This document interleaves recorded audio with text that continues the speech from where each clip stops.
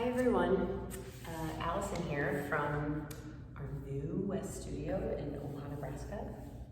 You can only see the wall rope walls, but trust me, it's lovely.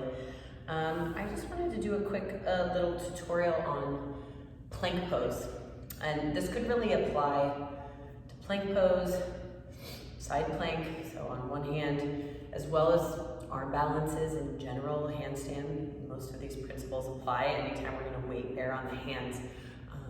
Those of you that have been practicing yoga a long time know that we could literally talk for days, weeks about the little anatomical lessons and ideas that we can sort of combine to work with something like plank pose. So clearly we don't have that kind of time. So for today's purposes, I'm going to keep it short and sweet. I'm going to focus a little bit on hand placement, shoulder engagement, deep core engagement, and then a little bit what the legs need to do.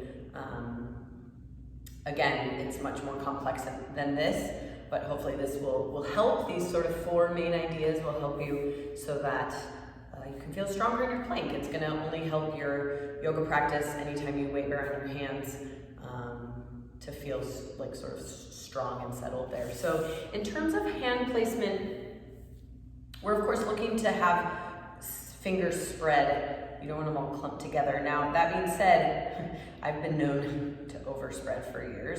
You don't want to have like spaz hands. The idea really is that your fingers are extensions of the center of the palm. So you want space, but not too much.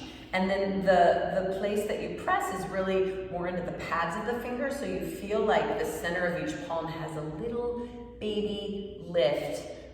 Not more than like a little ladybug could fit, but that lift in yoga is one of the secondary bandhas or lifts or locks called the hasta bandha, the hand lift. So again, it's just very subtle, not something you can see. And then we'll do a few drills for this, but with the shoulders, the action you can see from the side is, I like to call it the punch or the push. So if you make fists with your hands and you punch with straight arms, you see how my shoulder blades, they sort of wrap around and from behind they actually spread apart. So that's the protraction of the shoulder blades that we want. And then a little bit of depression of the shoulder blades, which means just plug them away from the ears. So it's a punch and a plug. Let's start with that. So come to all fours and spread your fingers, not too wide, but make your fingers each an extension of the center of your palm. And then turn your hands out a little bit. So your index finger points straight ahead and your two index fingers are parallel to each other. And you really want your wrists under shoulders, so go wide for the hands. My pinkies sort of hang off my mat. So I often see students going too narrow, so go a little bit wider. And then push through the pads of your fingers, all 10 pads, and find that little baby, I can't see it, but you can feel it lift through the center of each palm. Now watch my shoulders for a second and do it with me. So this is usually what happens. So I want you to punch or push the floor away, protract or spread your shoulder blades, and then plug your shoulders out of your ears. Do you see how set my shoulders are versus this? So punch and plug. Go ahead and grab a strap. So something that you can do to help sort of strengthen either adducting, bringing arms together, and abducting. We would do both with the legs, but let's just do a strap for now. Make your loop about as wide as your shoulders. Yeah?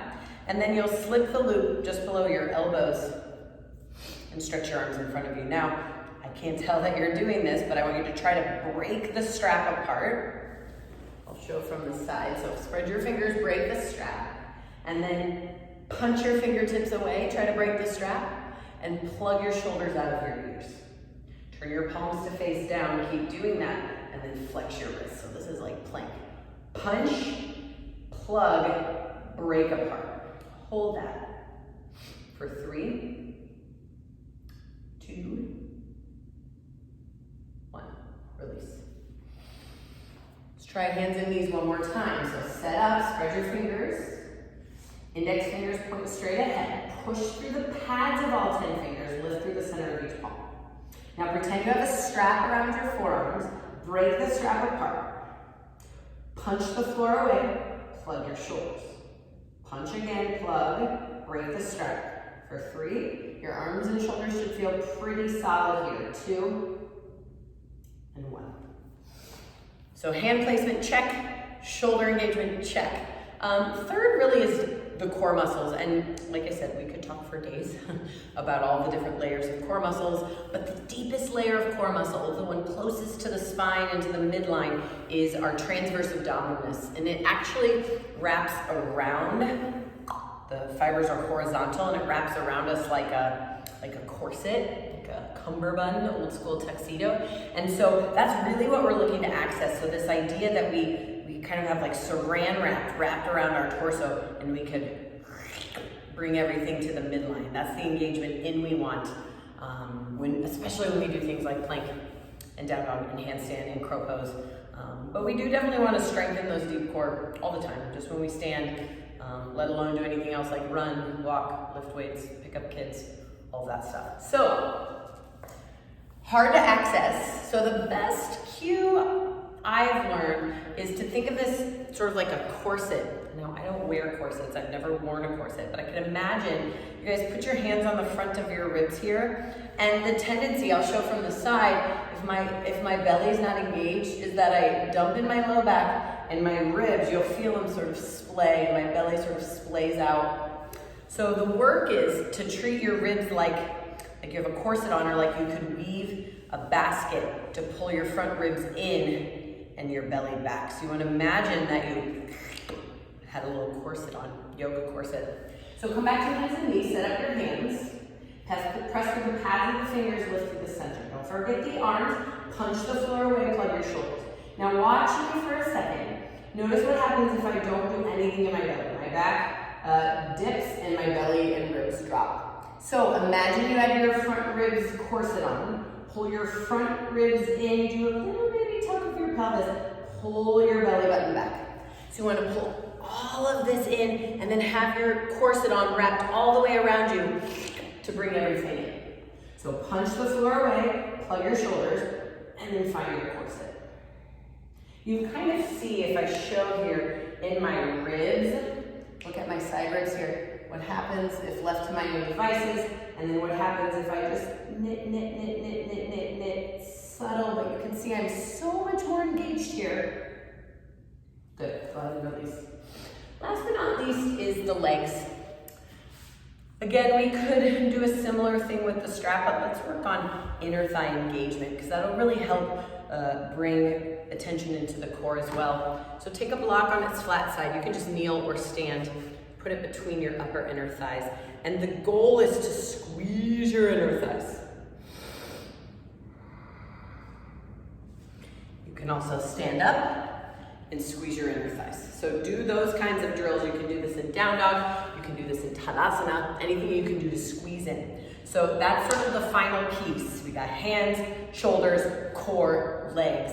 And then it's like you can rock out arm balances left and right, yeah? So let's tie it all together, come to all fours, and walk your knees back a little bit. All right, index fingers point straight ahead. Push through the pads of the fingers, lift through the center of the palm. There's the hands. Push the mat away, punch, and plug. Now find your core, pull your front ribs in, find your corset, pull your belly back. Lift one leg at a time, squeeze your inner thighs like there was a block. So you can see in my upper body, I look almost rounded, that's okay. Pull your front ribs in. Don't over tuck your pelvis, so keep a little lift, but work more in your corset. Squeeze your legs, squeeze your inner thighs. Gaze forward. And release. So the goal is not to make it easy. Plank pose is hard, but the goal is to feel so sturdy and stable that you're not like huffing and puffing. And the same action, right, goes for side plank.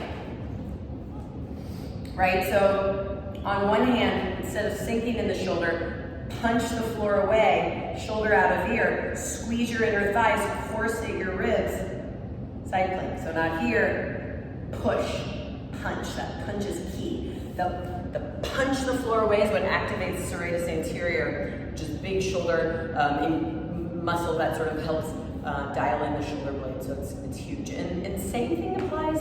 Crow pose, side crow, handstand, down dog, all the arm balances. So hopefully those 4 quick little things help you guys with a little weight bearing. Again, it's if you want to learn more, please keep coming to class. We'll teach you. Thanks, you guys.